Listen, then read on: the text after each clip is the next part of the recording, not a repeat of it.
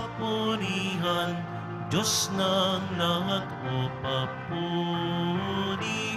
Sa kaitaasan, siya'y papurihan, ngayon at magpakailanman.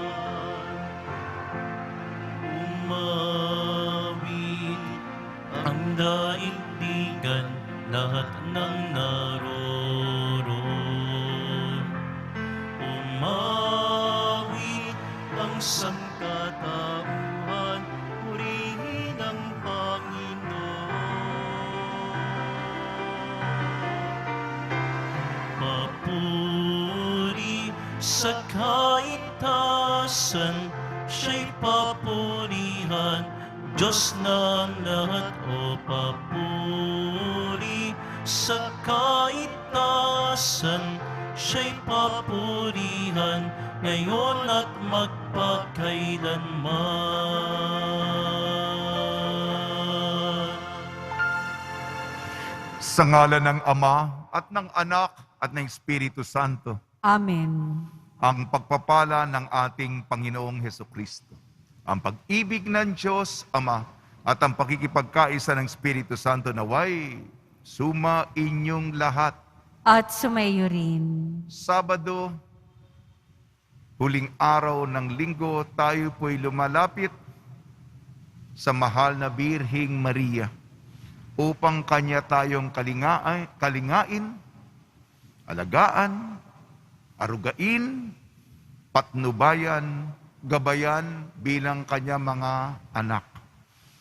Patuloy po tayo nagdadasal para sa mga intensyon, petisyon, kahilingan ng isa't isa. Mahalaga po ito sapagkat galing po ito sa kaibuturan ng ating kalooban. Kung paano natin pinapahalagahan ang ating hiling, isaisip din natin ating mga katabi at mga kasama na sumusubaybay sa pamamagitan ng social media na tayo'y pagbuklurin, paboran ng poong Senyor. Mga kapatid, aminin po natin ang ating mga kasalanan upang tayo maging marapat gumanap sa banal na pagdiriwang. Inaamin ko Sa makapangyarihang Diyos at sa inyo mga kapatid, na lubha akong nagkasala sa isip, sa salita at sa gawa at sa aking pagkukulang. Kaya'y sinasamo ko sa sa mahal na Birheng Maria, sa lahat ng mga anghel at mga banal, at sa inyo mga kapatid, na ako'y ipanalangin sa Panginoong ating Diyos. Kaawaan tayo ng makapangyarihang Diyos. Patawarin tayo sa ating makasalanan at patnubayan tayo sa buhay na walang hanggan.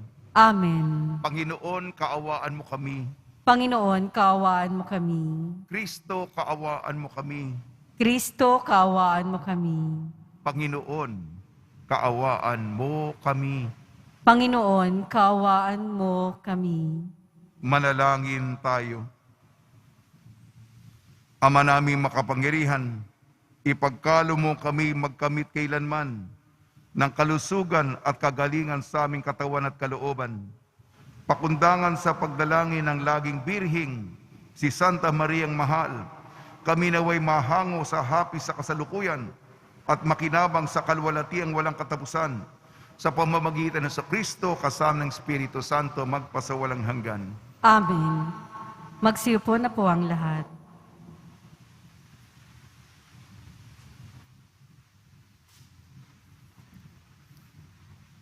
Pagbasa mula sa ikalawang aklat ni Samuel. Noong mga araw na iyon, sinugo ng Panginoon kay David si Propeta Nathan. Pagdating doon ay sinabi niya, sa isang lungsod ay may dalawang lalaki. Mayaman ang isa at ang isa'y dukha. Maraming kawan at bakahan ang mayaman, samantalang ang dukha ay may isa lamang munting babaeng tupa. Inalagaan niya ito at pinalaking kasama ng kanyang mga anak. Pinapangko niya itong parang anak na babae, isinasalo sa pagkain at pinaiinom. Minsan, may manlalakbay na naging panauhin ang mayaman na banggit. Sa halip na sa kanyang kawan kumuha ng hayop na papatayin, ang kaisa-isang tupa ng dukang iyon ang kanyang kinuha. At iyon ang inihanda niya para sa kanyang panauhin. Napasigaw sa galit si David. Narinig tayo ng Panginoon. Ang taong iyo'y dapat mamatay. Kailangang magbayad siya ng 4 na ibayo sa kanyang ginawa sapagkat inapin niya ang dukha. Sinabi agad ni Nathan kay David, "Kayo ang lalaking iyon. Ito ang sinabi sa inyo ng Panginoon. Yamang ako'y itinakwil mo at kinuha mo ang asawa ni Urias. Tandaan mong laging may mamamatay sa patalim sa iyong sambahayan." Sinabi pa rin ng Panginoon, "Pagkakagalitin ko ang iyong sambahayan, sa harapan mo'y ibibigay ko sa iba ang iyong mga asawa at sisipingan sila kahit araw. Ginawa mo ito ng lihim, hayag kitang parurusahan at makikita ng buong Israel." Sinabi ni David kay Nathan, "Tunay akong nagkasala sa Panginoon." Sumagot si Nathan, "Kung gayoy pinatatawad ka niya at hindi ka mamamatay, gayon man, yamang nilapastangan mo ang Panginoon, ang magiging anak mo ang mamamatay." At umuwi na si Nathan. Tulad ng sinabi ng Panginoon, ang anak ni David sa asawa ni Urias ay nagkasakit ng malubha. Dumalangin si David para gumaling ang bata. Nagdamit siya ng sako at tagayuno at sa lupa nahiga ng gabing iyon. Lumapit sa kanya ang matatanda sa palasyo at hinimok siyang bumangon. Ngunit tumanggi siya. Ayaw rin niyang kumain. Ang salita ng Diyos. Salamat sa Diyos. Diyos ko, sa aking likhain, tapat na puso't loobin. Diyos ko, sa aking likhain, tapat na puso't loobin. Isang pusong tapat sa aking likhain, bigyan mo, O Diyos, ng bagong damdamin. Sa iyong harap ay huwag akong alisin, ang Espiritu mo ang papaghariin. Diyos ko, sa aking likhain, tapat na puso't loobin. Ang galak na dulot ng iyong pagdaligtas, ibalik at ako ay gawin mong tapat. Kung magkagawin na aking tuturuang, sa iyo lumapit ang makasalanan. Diyos ko, sa aking likhain, tapat na puso't loobin. Ingatan mo ako, Diyos kong manunubos, ang pagliligtas mo'y galak kong ibabantog. Turuan mo akong makapagsalita at pupurihin ka sa gitna ng madla. Diyos ko, sa aking likhain, tapat na puso't loobin. Magsitayo po ang lahat.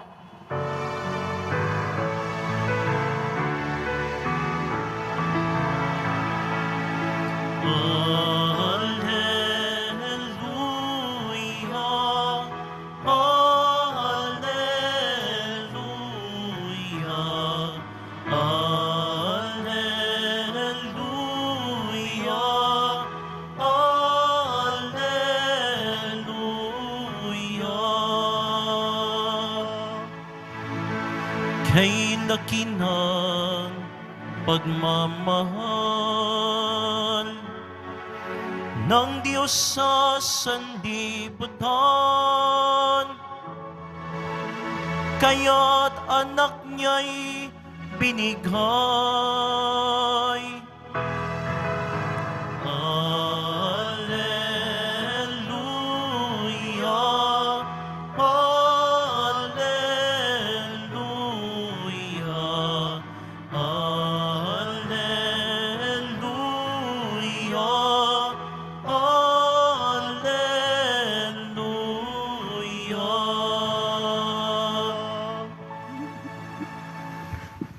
Sumainyo ang Panginoon. At sumayo rin. Ang mabuting balita ng Panginoon ayon kay San Marcos. Papuri sa iyo, Panginoon. Nung araw na yon, habang nagtatakip silim na, sinabi ni Jesus sa kanyang mga alagad, "Tumawid kayo sa ibayo." Kaya't iniwan nila ang mga tao at sumakay sa bangkang kinalulunay ni Jesus upang itawid siya. May kasabay pa silang ibang mga bangka. Dumating ang malakas na unos. Hinampas ng malaking alon ang bangka. Ano pat halos mapuno ito ng tubig. Si Jesus na may nakahilig sa unan, sa may hulihan ng bangka at natutulog. Ginising siya ng mga alagad. "Guro, anila, di ba ninyo alintana? Lulubog na tayo." Bumangon si Jesus at iniutos sa hangin, "Tigil." At sinabi sa dagat, "Tumahimik ka." Tumigil ang hangin at tumahimik ang dagat. Pagkatapos sinabi niya sa mga alagad, "Bakit kayo natatakot? Wala ba kayong pananalig?" Sinidlan sila ng matinding takot at panggilalas at nagsabi sa isa't isa, "Sino nga kaya ito?" At sinusunod maging ng hangin at ng dagat. Ang mabuting balita ng Panginoon. Pinupuri ka namin, Panginoong Heso Kristo. Magsiupo na po ang lahat. Binabati po namin kayo sa pagpapala, pagbibindisyon, pagbibiyaya, pagkakalob ng napakaraming grasya mula sa ating napakabait na Nuestro Padre Jesus Nazareno. Maganda po ang ating ebanghelyo ngayon. At naalala ko ang ating traslasyon, ang tema natin, Marcos 4:40. Bakit kayo natatakot? Wala ba kayong pananampalataya? Yan po yung tema natin nung traslasyon. At ito rin ang narinig natin sa Ebanghelyo. Kaya magpasalamat po tayo. Kahapon po ay Biyernes. Nagpapasalamat po ako sa inyo. At ito'y sa likod ng ating traslasyon. Ano yung turo ng Ebanghelyo? Ano yung konteksto nitong versikulo nito? Marcos 4:40. Paano? Nasa bangka sila, may malakas na unos. Nako. Si Jesus, takot na takot yung mga apostol. Marami na mga mangingisda sa lawa ng Galilea na namatay sa lakas ng hangin at hampas ng alon. Tutulog lamang sa likod si Jesus. Meron pa siyang unan. Guro. Malakas po yung hangin. Naggumising si Jesus. Ayun nga, sinabi niya, "Bakit kayo natatakot? Wala ba kayong pananampalataya?" Sinabi niya dun sa hangin, "Tumigil ka, ha?" Sinabi niya dun sa alon, "Tumahimik ka, ha? Tigil ka, tumahimik ka." Tapos bigla na lang nagkalma lahat. Sino ito? Tinuturo sa atin na ang Diyos ay makapangyarihan. Pero hindi ito ang gusto kong bigyan diin ngayong umaga. Tungkol ito sa Diyos, kung sino ang Diyos. Ang Diyos ay makapangyarihan. Siya ay Panginoon ng kalikasan. Sa ating unang pagbasa mula sa 2 Samuel. Sino ba ang Diyos? Si Haring David po nagkasala. At kadalasan sa taong nagkakasala, kung katulad natin, hindi natin alam na nagkasala tayo. Para bang nabubuhay tayo na, kinuha ko yung asawa mo at pinapatay pa kita para makuha yung babae. Para bang normal lang ang buhay ni David. Paano ang pamamaraan ng Diyos? Sinugo niya ang propetang si Nathan. Nagkwento si Nathan, may isasangguni po ako sa inyo, Haring David. Meron pong isang tao na meron siyang piging. Marami siyang mga tupa para sa handaan. Ngunit para sa handaan, hindi niya kinuha yung tupa sa kanya. Ang kinuha niya doon sa kapitbahay niya na iisa lamang yung tupang inaalagaan, yung pinakapaborito, yung pa yung kinuha niya. Ba? Tumaas ang dugo ni David. Sino yung taong yan? Dapat sa tao niyang mamatay. Yan ang nagkwento. May kasong isinangguni si Nathan. At hindi sinasabi dito, may ginawa itong may pintor na sinalarawan itong eksenang ito. Si Nathan,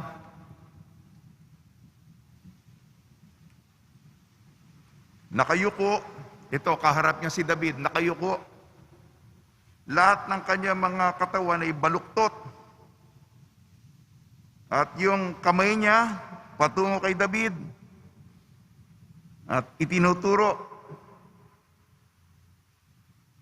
kayo ang taong iyon. Di ba nagalit si David? Dapat mamatay ang tao niyan! Taas pa ng boses. Pero paano tumuwid ang Panginoon sa pamamagitan ng propeta? Dahan-dahan pa. Pa-istorya pa. At nung, ito na yung ika nga, sa boxing, yung knockout punch, di ba? Kayo ang taong iyon. Kung tayo yan, tayo pa ng mga mapaghusga, mabilis, ituro. O ikaw ha, Yan. Yan. Di ba? Ilang beses tayong ganyan, di ba? Kung naargabyado tayo, nasaktan tayo, tatasan ng ating boses. Iyan ang sa Ebanghelyo, makapangyarihan ng Diyos. Ito ang Diyos mapagpatawad. Pinagpala tayo, mahabagin ng Diyos. Hindi katulad ko, hindi katulad mo, hindi katulad natin. At tayo, mainit ang ulo. Kung naargabyado, naisahan, gaganti tayo. Mabait ang Panginoon. Di ba si David, dapat yung taong yang mamatay. Ito naman, ano naman ang reaksyon ni David?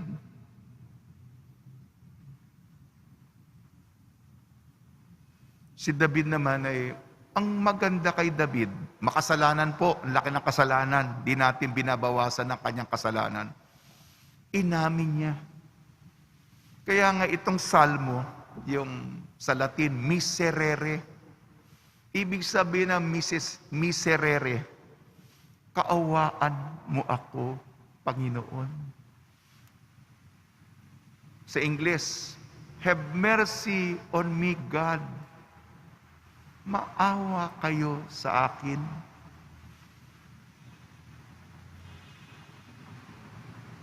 Yan ang inamin naman kagad ni David. At ang Diyos, di ba dapat ang karampatang may krimen may kasalanan, ay kamatayan Pumatay ka ng tao.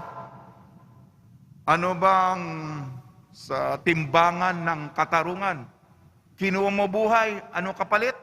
Buhay. Mula sa labi ni David, galit pa. Kamatayan ba para kay David? Hindi. Nung sabi ng propetang Nathan, hindi ka mamamatay, Pero ang mamamatay, yung sanggol, yan ang katumbas. Mga kapatid, kahapon nakinig ako sa homilya ni Father Paul Medina. Siguro mas matapang siya. Nakinig ako. Ang sabi niya sa homilya niya, hindi ako alam niyo na may estilo ko. Ito'y babala sa mga babaero. Yan, may mga gumalaw na sa inyo. Gusto kong ulitin. Ba't kita mo, may mga reaksyon na. Ito'y babala sa mga babaero. Alam mo ang katumbas, panandali ang sarap, aliw, tukso ng laman. Ano ang kapalit niyan? Hindi lang kamatayan ng batang. Sinabi, ang parusa, yung mga babae mo, ibang lalaki ang sisiping. At yung mga ginawa mo sa dilim, malalantad yan ng lahat. At ang tabak, ang espada, hindi mawawala sa bahay mo. I-pass forward natin ito. Yung anak niyang si Absalom, tinangka siyang patayin. Anak niya. Pero nangyari si Absalom ang namatay. Dugo ng aking dugo. Buto ng aking buto. Anak niya mismo. Tinangkang patayin siya. Yan ang kapalit ng pagbagsak mo sa kaaliwan. Mismong supling mo, mismong anak mo, buto ng iyong buto, dugo ng iyong dugo. Meron pong pagtanak ng dugo. Malaki po ang kabayaran. Malaki po ang kabayaran. Pagsisisihan, kung alam mo lang ba, kung alam mo lang ba ang magiging bunga, hindi mo na sana ginawa ang kasalanang yan. Babala. Yan. Ito pong mabigat sa kwan. Alam nyo, mapagpatawad ang Diyos. Nabuhay ka. Pero nakita mo, buhay ka nga, hindi ka namatay. Nakita mo ang bunga ng pinaggagawa mo. At ang epekto nito sa buhay ng iba, yan ang parusa. Tama na po. Ang aral po, papasalamat tayo sa Diyos na makapangyarihan. Lahat ng mga unos, lahat ng mga bagyo, lahat ng kalamidad sa buhay, susupuin niya. At tayong mga makasalanan, salamat sa Kanya. Siya ang Diyos ng habag, siya ang Diyos ng awa, siya ang Diyos ng kapatawaran. Sa tulong ni Maria, ni San Jose, nawa po, umiwas po tayo sa kasalanan. Sapagkat ang kasalanan, pagsisisihan natin talaga yan. Pagsisisihan natin yan. Ang katarungan sa mundo, nararapat lamang na inaayos ang lahat. Kaya subukan po natin, maawa ang Diyos, mabagin ang Diyos, na umiwas tayo sa pananakit sa Kanya.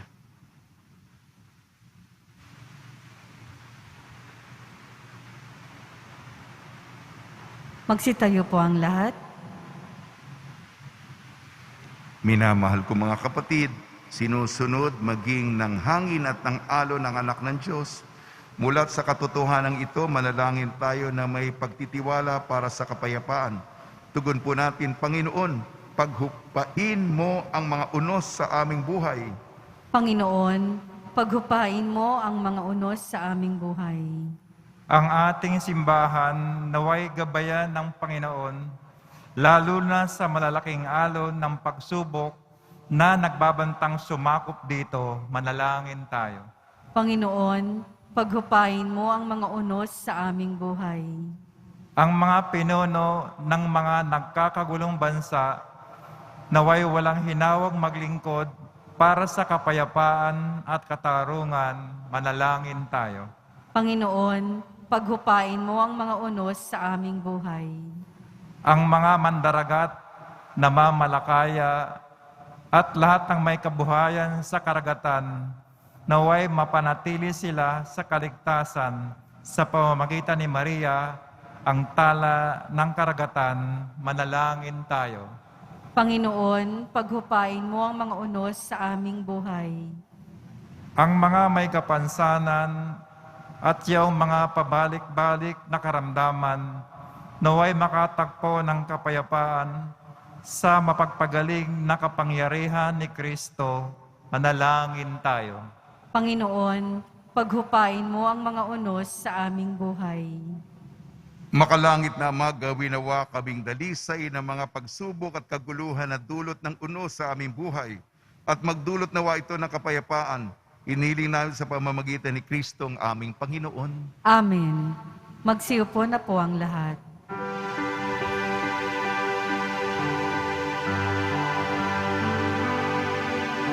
O Diyos, awang di mabilang, tanggapin mo yaring aming alay. Gawin ito bilang tanda ng aming kaligtasan. Narito, O Ama, alak at tinapay, bunga ng lupa at ng aming paggawa. Narito, O Ama, alak at tinapay, bunga ng lupa at ng aming paggawa.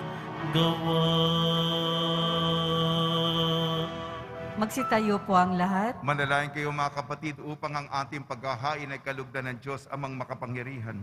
Tanggapin nawa ng Panginoon itong paghahain sa iyong mga kamay, sa kapurihan niya at karangalan, sa ating kapakinabangan at sa buong sambayanan niyang banal.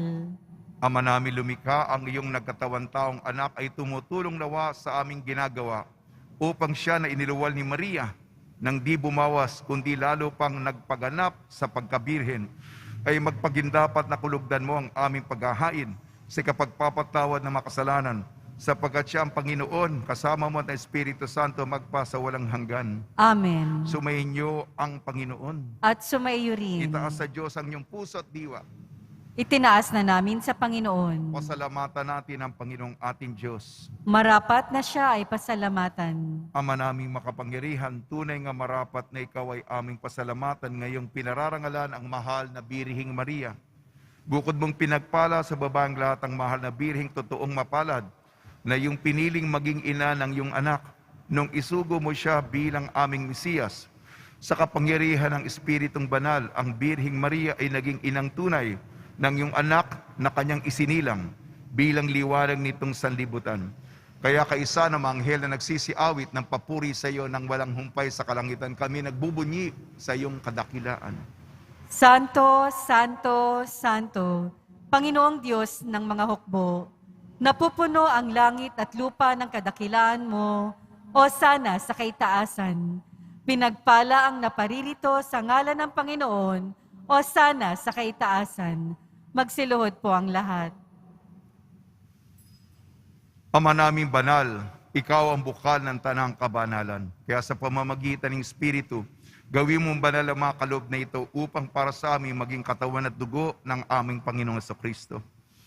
Bago niya pinagtiis ang kusang loob na maging handog, hinawakan niya ang tinapay, pinasalamatan kanya, pinaghati-hati niya yun, iniabot sa kanya malagad at sinabi, tanggapin ninyong lahat ito at kanin, itong aking katawan, nihahandog para sa inyo.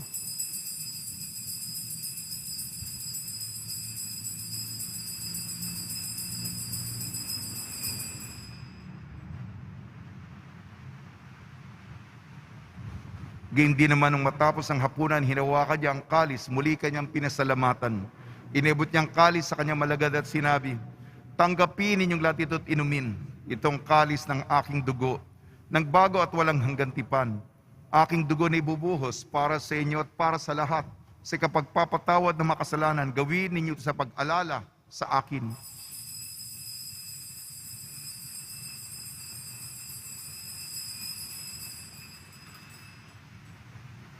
Magsitayo po ang lahat. Ipagbunyi natin ang misteryo ng pananampalataya. Si Kristo'y namatay, si Kristo'y nabuhay, si Kristo'y babalik sa wakas ng panahon. Ang mga ginagawa namin ngayon ng pag-alala sa pagkamatay at muling pagkabuhay ng iyong anak.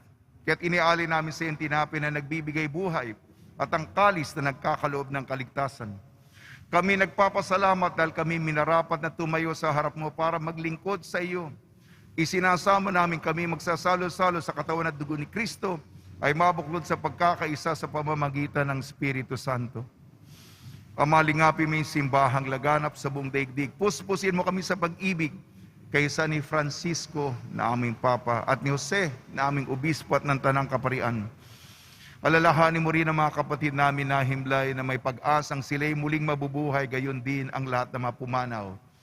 Pagdasal po natin ang lahat ng mga yumao sa kapanahunan ng pandemya. Kaawaan mo sila at patuloyin sa iyong kaliwanagan. Kaawaan mo at pagdapat ni kaming lahat na makasalo sa iyong buhay na walang wakas. Kaysa ng mahal na Birhing Maria na Ina ng Diyos, Nuestra Señora de la Buena Hora, ng kabiyak na puso niyang si San Jose, kaysa ng mga apostol, San Aloysius Gonzaga, San Sebastian, San Lazaro, San Roque, San Juan Bautista at ang lahat ng mga banal na namuhay dito sa daigdig ng kalugod-lugod sa iyo. May pagdiwang nawa namin ng pagpupuri sa ikararangal mo sa pamamagitan ng anak na aming Panginoong Heso Kristo. Sa pamamagitan ni Kristo, kasama niya at sa Kanya ang lahat ng parangal at papuri ay sa iyo, Diyos amang makapangyarihan, kasama ng Espiritu Santo, magpa sa walang hanggan. Amen. Sa tagubili naman nakakagaling na utos sa turo ni Heso Kristo na Panginoon natin at Diyos, ipahayag natin ang lakas loob. Ama namin, sumasalangit ka, sambahin ang ngalan mo, mapa sa amin ang kaharian mo, sundin ang loob mo, dito sa lupa para ng sa langit. Bigyan mo po kami ngayon ng aming kakanin sa araw-araw, at patawarin mo kami sa aming mga sala, para ng pagpapatawad namin sa nagkakasala sa amin. At huwag mo kaming ipahintulot sa tukso, at iadya mo kami sa lahat ng masama. Hinihiling namin kami iadya sa lahat ng masama, pagkalooban ng kapayapaan araw-araw, iligtas sa kasalanan at ilayo sa lahat ng kapahamakan. Samantalang aming pinananabikan ang dakilang araw ng pagpapahayag ng tagapagligtas naming si Heso Kristo. Sapagkat iyo ang kaharian at ang kapangyarihan at ang kapurihan magpakailanman. Amen. Panginoon sa Kristo, sinabi mo sa iyong apostol, kapayapaan ang iniiwan ko sa inyong aking kapayapaan, ibinibigay ko sa inyo. Tungyan mong aming pananampalataya at huwag ang aming mga pagkakasala. At pagkalooban mo kami na kapayapaan at pagkakaisahin sa iyong kalooban, kasama ng Espiritu Santo, magpa sa walang hanggan. Amen. Mga kapatid, mga kaibigan, sumainyo po ang kapayapaan ng ating Panginoon. At sumayo rin. Magbigayan po tayo ng kapayapaan sa isa't isa. Kordero ng Diyos na nag-aalis ng mga kasalanan ng sanlibutan, maawa ka sa amin. Kordero ng Diyos na nag-aalis ng mga kasalanan ng sanlibutan, maawa ka sa amin. Kordero ng Diyos na nag-aalis ng mga kasalanan ng sanlibutan, ipagkaloob mo sa amin ang kapayapaan. Magsiluhod po ang lahat. Ito ang kordero ng Diyos, ito nag-aalis ng kasalanan ng sanlibutan, mapalad ang mga inayayahan sa kanyang piging. Panginoon, hindi ako karapat-dapat na magpatuloy sa iyo, ngunit sa isang salita mo lamang ay gagaling na ako.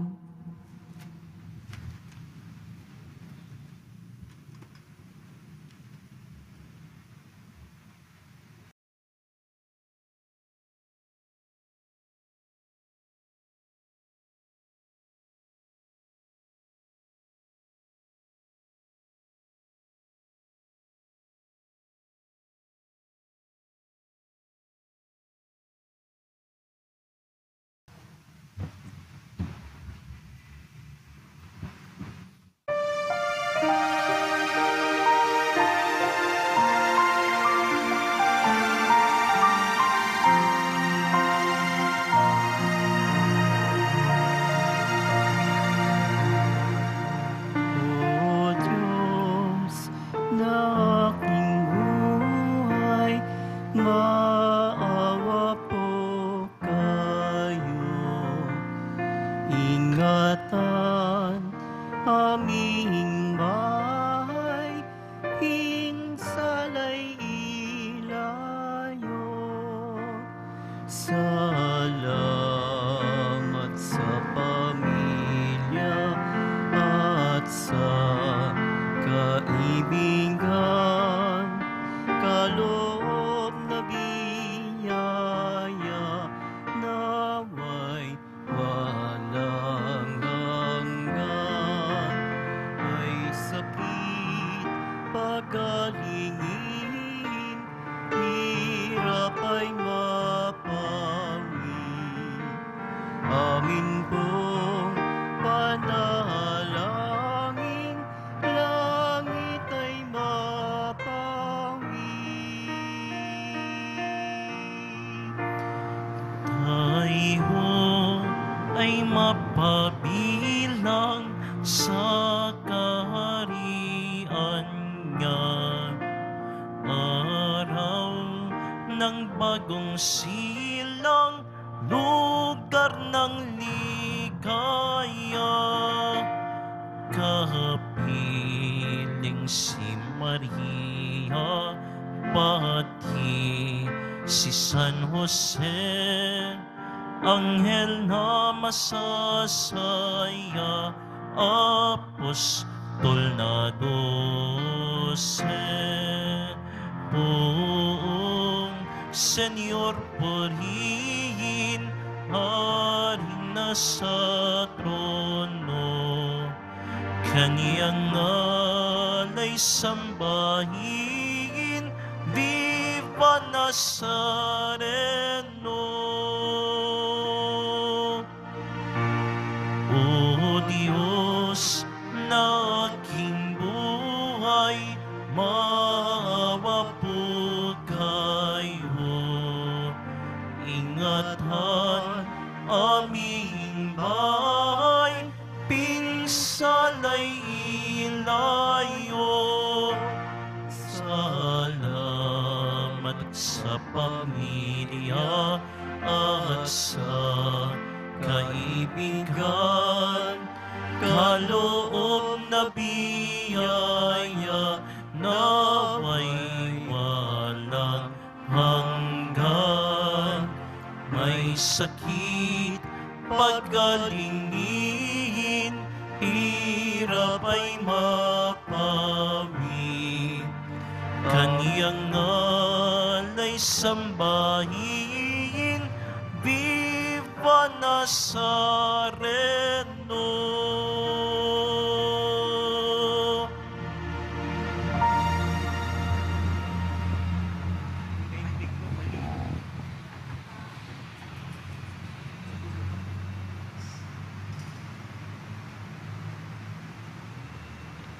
Magsitayo po ang lahat. Manalangin tayo. Ama namin mapagmahal, ang pagsasalo namin sa banal na pakikinabang, ang iyong kagandang loob ay aming hinihiling upang ang pagpaparangal namin sa mahal na Birhen at pagtulad namin sa Kanya ay magpagindapat na aming paglingkuran ang pagganap sa kaloob mong kaligtasan sa pamamagitan ng Kristo kasamang Espiritu Santo magpasawalang hanggan. Amen. Pagbabasba sa mga deboto ng kanilang mga kahilingan at dasalan, mahal na poong Jesus Nazareno, niyag mo sa pamamagitan ng krus ang walang mali na pag-ibig ng Diyos sa sangkatauhan. Pakinggan mo ang kailiwan ka na nagsusumamot sa iyo, makamtanawan nila ang iyong katugunan, at tanggapin na kasagutan na may utang na loob na tinatanaw. Basbasan di po niyo mga daladala nila mga imahin at dasalan sa pamamagitan ng bendisyon to na may maalala ng mga pangako sa binyag. Ng ibigan at paglilingkuran bilang Panginoon magpa sa walang hanggan. Amen. Sumainyo ang Panginoon At sumayo rin. at pagpalain kayo ng makapangyarihan Diyos, Ama, Anak at Espiritu Santo. Amen. Paglayin po niyo sa inyong pag-alis ang kapayapaan ni Jesucristo. Salamat sa Diyos.